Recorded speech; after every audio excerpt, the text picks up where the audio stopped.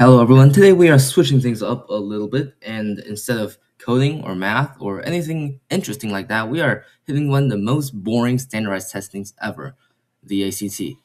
So I know I made the title a little bit funky, but I have to get more views, so I made the title what it is. And yeah, this is my ACT studying log for now, and this is my problem log. And I've only taken 2 mock tests, but I already finished the entire English section on the Princeton Review Guide.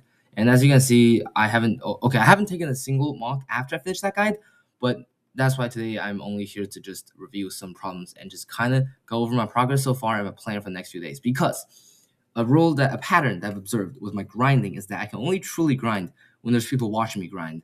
And even if there's only like 4 people watching every grind video, that's still people watching me grind, and that gives me motivation, or I guess more of an obligation to actually put in effort. So that's what I'm doing for the next week, because the ACT is on the 14th. So yeah, my first ever ACT English test was the actual pre-ACT English test, and I got a 21 on the pre-ACT. So that'll be what, like 22 on the actual ACT, whatever. But yeah, 21, not great.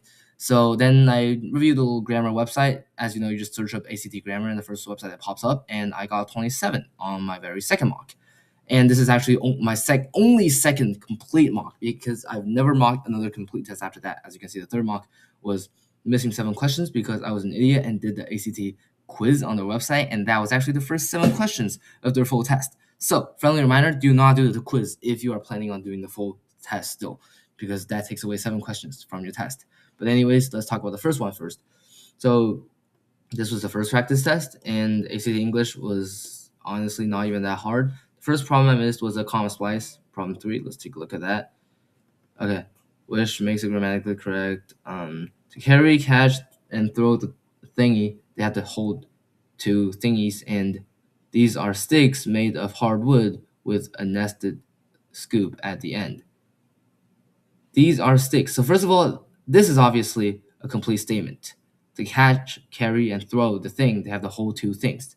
And this is also a complete statement. These are sticks made of so we can't have 2 complete statements joined by 1 comma, so we have to add something here. So yeah, this is how we're turning ACT English into math. We just memorize the rules. We can't have 2 complete statements joined by a comma. So these sticks consist of hardwood, but there's still a comma in front of that, so that's still a comma splice. They are sticks made. I think that could work. Wait, hold up. They're sticks made. Nope, that is still a complete statement. So the correct answer must be D. Sticks made, because sticks made of hardwood with a nested scoop at the end is not a complete statement. So let's see. Let me just hop onto the answer key. Oh, what the heck. Let me just hop onto the answer key on the second one, just so that we can check as we're going along. Problem 3, the answer is indeed D. See? That's English. Now, second problem is problem 15. Okay. Which choice makes the sentence grammatically acceptable? Same thing. The building was primarily a working studio for artists in residence selected by this guy. Artists apply for a short stay, as this guy explained it. Use the space as a portal to all kind of initiatives. So obviously this is an unnecessary statement, so we have to surround it by a comma. So artists apply for a short stay, use the portal to all kinds of activities.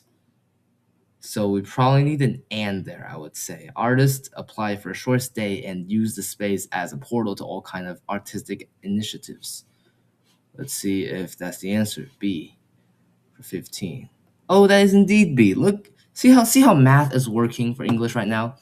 Don't we just love it when everything can be done logically and with math or programming, because we're all coders? I'm assuming if you're on this channel. Anyways, 24. Oh yeah, and also I forgot to mention, one of the most important tricks that ACT Princeton Guide has taught me is that every question has a purpose. Identify the purpose. Wait, what? Oh no, that's not. Anyways, yeah, my notes are kind of out of order, but somewhere in there I did write, I think bolded too, that every question has a purpose. So 24 next, IRC. Let's see what 24's purpose is first. Or no, actually, let's read the sentence first. But the value of today's penny is defective. Obviously, it's testing word choice. And okay, I just bumped out on that one. It's obviously negligible because a penny can't be remote. Anyways, 26 now. What's the purpose of 26? Which the team, too, took a little care. Okay. Which transition word is most logical? It's obvious. It's just telling you exactly what it's testing. And notice how the front part is already talking about how the team shocked her, and this part does not have any transition. It's literally just continuing that statement of how the team shocked her. So naturally, no transition. Answer is J for 26. Yup. See, logic just works out every single time. 31. Which choice makes a sentence? Okay. During that time, as Frost's team discovered artifacts from the wreck, painstakingly recording and publishing their findings along the way. Hmm. So is this, first of all, is this an unnecessary statement? During that time, painstakingly recording and publishing their finding along the way. No, it is not an unnecessary statement. These two comments are just there because they can be, because joining to, they're joining non-independent clauses. So obviously, none of these are main verbs. We need a main verb in this phrase. So during that time, Frost team recovered artifacts from the wreck, painstakingly recording and publishing their findings along the way. Okay, so the statement is during that time. That's a preposition, I think. Frost team recovered artifacts from the wreck. That is the main phrase. And painstakingly recording and publishing their findings along the way. That's something that they did as they recovered artifacts from the wreck. So it is D for 31. Cross my fingers because I'm very not sure about. Ha! See, logic works. 39. Here. Okay.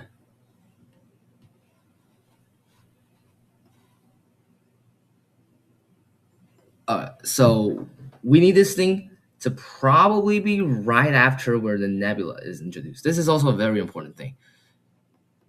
I remember. Yep.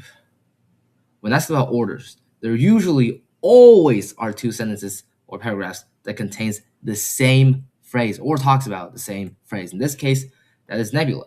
So we want to find the phrase that talks about nebula, and then immediately we start talking about, like, we start going into detail about nebula. So which point is the nebula first talked about? Even in bright skies. Okay, there's no nebula introduced before that. Even in bright skies, no nebula. Never no nebula. The middle of that is actually a nebula. Oh, doesn't that make it interesting? So we introduced that the middle is actually not a star but a nebula. When Great Orion Nebula, the Great Orion Nebula, the birthplace of stars. And doesn't it make sense that now we say located the nebula's massive cloud of gas and dust? That does indeed make sense. So obviously the answer is D. Yeah, D. So D. Let's see. Wait, what question is this? 39? 39. D. Ha. Exactly. See, we are getting a 36. We are getting a 36 on this, everyone. Next one is 41. We have two more to go. The writer is considering deleting the preceding sentence. Should the sentence be kept or deleted? Okay. So, first of all, obviously this should be kept because I read about viewing faint objects using vertical vision, and then I focus one eye. That doesn't really make sense. Like, we have to add this transition sentence explaining what averted vision is. So we have to keep it. So which one of these two is it? Keep it because it elaborates on why narrator is capable of using averted vision, or narrate because it explains the principle that allows narrator to see the nebula more clearly. Well, it doesn't really explain why he's capable of using it, does? Because it doesn't really say like there's something that actually allows him to use it, but more it's more explaining like how it allowed him to view it. So I would think it's B for 41. Ha, exactly. And now we have 45. Okay. Essay personal experience. Would you say accomplishes? Okay, obviously this is indeed a personal experience because it's a stargazing section. So eliminate those two, as Princeton guide likes to call it, POE, process of elimination. But we don't call it that because we're STEM kids. Yes, because narrator recounts several past adventures. No, obviously not. Or yes, because narrator describes a stargazing section. Yes, obviously it describes a stargazing section. So it's B, right? Yup, it is B. There we go. There we have it. That's the first full ACT mock that I got 27 on. Not good at all, but Now that we know that we made these mistakes, we can actually fix them one by one. And I have not looked at the answer key since I last mocked this test a few days ago. So this is just pure skill right here. And we know that we are getting that 36. Anyways, thanks for watching this video today, and hope you'll join me tomorrow, or hope I'll be consistent enough to make a video tomorrow that teaches you how to use STEM to ace ACT English.